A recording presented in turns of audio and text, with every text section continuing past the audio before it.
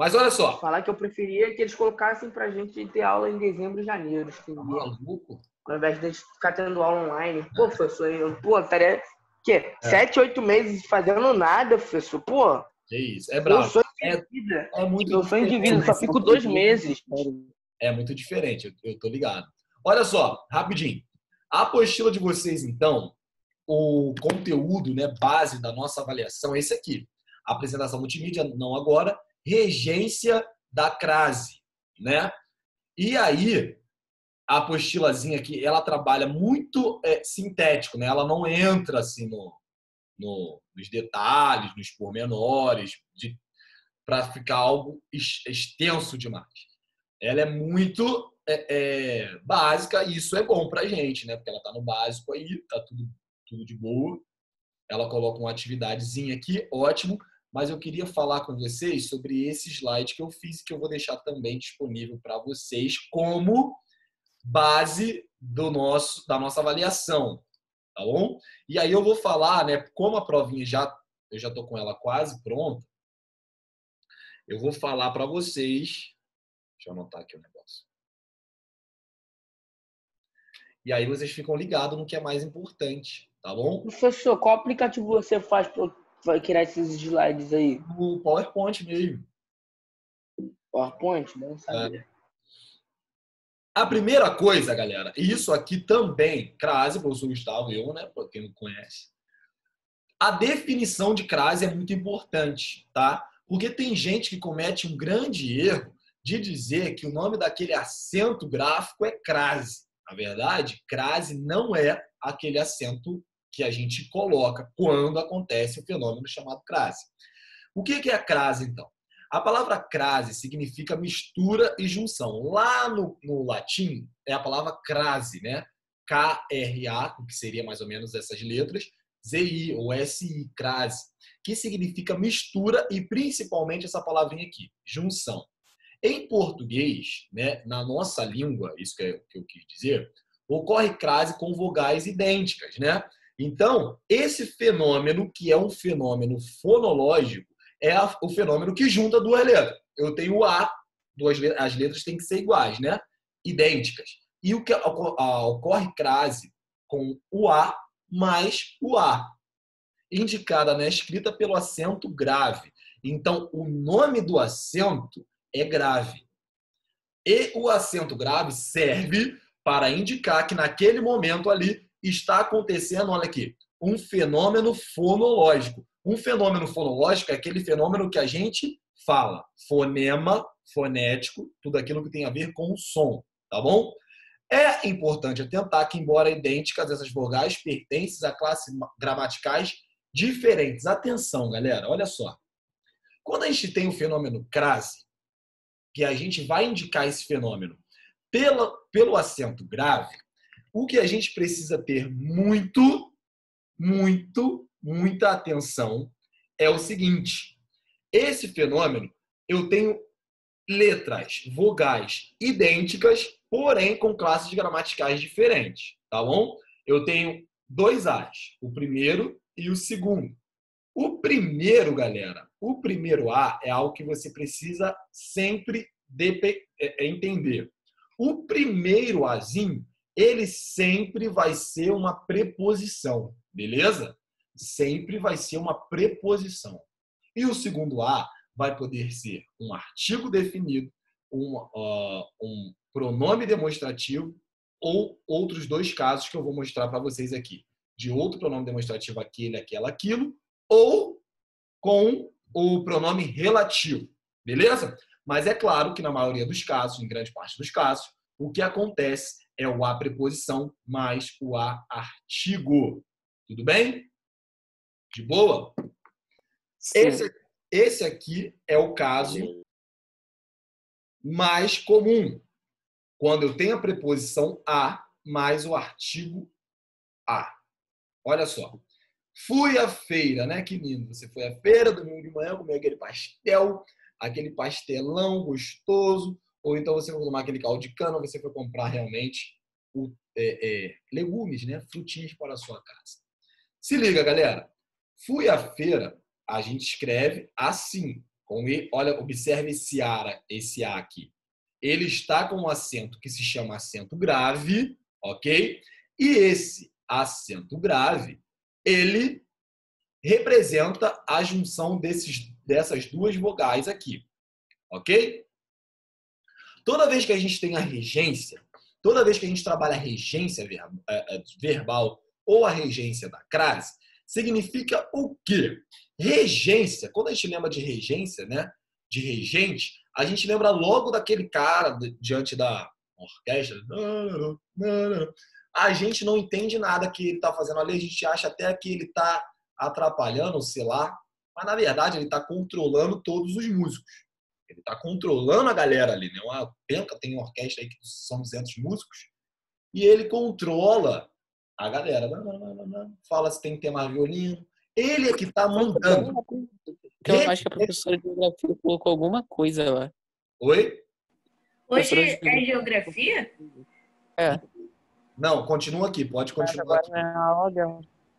É porque antes era, né? Antes era geografia?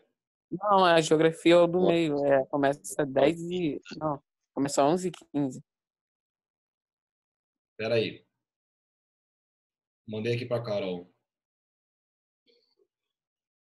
Carol, vê aqui. Aula de geografia sempre foi depois do intervalo de 9h15. Não, continua aqui. Fica de boa aqui. Que é hoje, como hoje é o primeiro dia nessa mudança, né? A galera tá. Eu tava lá, não tava lá. Eu vou lá falar pra professora. Vou mandar assim, ó. Falei com a Carol, pra Carol mandar mensagem aqui rapidinho. A Carol já respondeu. Não, mas a gente pegou. Nossa matéria de economia japonesa, eu nem lembro mais. Às vezes não era só um recado dela, não? Era link? Não, tá. Join, Zoom Meeting. Já fala não. Não, mas ignora por enquanto. A Carol já mandou o recado pra ela aqui. Voltando aqui no regente e no regido. Regente é aquele que manda e o regido é aquele que obedece, beleza? Toda vez que a gente fala de preposição, quais são os dois tipos de palavra que pode pedir preposição? O verbo ou um nome, tá? Por exemplo, o verbo que eu tenho em destaque aqui é o verbo ir, ok? Fui, tá conjugado aqui, né? Eu fui, pretérito perfeito do indicativo, primeira pessoa. Eu fui à feira. O verbo ir, ele manda. Ele que é o regente. Ele fala, Ígaro. Ele manda. E ele fala assim, ó, a ordem dele é assim, ó. Eu sou o verbo ir, né? Eu só poderei ser utilizado se você colocar a preposição a. Aguenta aí que a Carol está me ligando. Pode ter ligação. Oi, Carol. Não sei, eu tô continuando a aula aqui. Então, beleza. Vou continuar aqui. Tá, show. Os bastidores do futebol. Temos aqui. Então, olha só. Eu sou o verbo ir, né? Tava fazendo teatro. Eu só poderia ser utilizado se você também utilizar a preposição a. Então, sempre quem vai a. Tudo bem? Esse primeiro a, o motivo desse a aparecer foi quem? O verbo ir. Tudo bem? E esse segundo a aqui, qual foi o motivo dele aparecer? Quem pediu esse segundo a aqui? Porque é uma palavra feminina. Feira, o feminino. Porque é uma palavra feminina e feira pediu o artigo a. Então eu tenho o casamento, né? Eu tenho duas razões. O primeiro a é por causa do verbo. O segundo a é por causa do nome. Fala. Sim, vai ter a crase por causa da junção de 2A. Isso.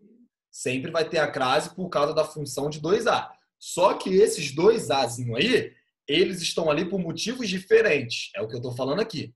Um A foi porque o verbo pediu, o outro A foi porque o substantivo feira pediu. Tá bom? É esse o primeiro caso. Olha aqui de novo. Retornamos às praias. Você não, João. Porque todo mundo pode estar na praia. Todo mundo pode estar. Todo mundo pode ir para o shopping. Mas tu ficarás em casa.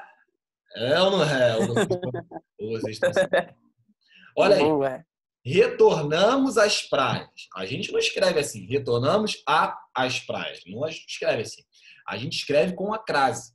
Mas, quando a gente tem esse acento grave, que o nome é acento grave, junto ali, significa, meu jovem padawan, que na verdade são duas vogais. Elas estão escondidas ali. Aí a gente joga o nosso poder de X-Men, e a gente descobre a farsa. Aí, na verdade, é a mística tentando nos enganar. Mas a gente joga o pó ali e a gente descobre que, na verdade, são dois As. São dois As, mas quer dizer que só porque dois As eles têm a mesma função, eles têm a mesma classificação? Claro que não. O A dentro da língua portuguesa, ele pode ser artigo, ele pode ser pronome, ele pode ser preposição, tá bom? 3 classes gramaticais diferentes. Então a gente sabe que um A ali, um A é certo, meu parceiro, um A é certo. Então preste atenção na prova, que É artigo. vai que caia na prova, né? O A que é certo que aquele A ali é uma preposição. Um A na crase sempre vai ser preposição. Beleza?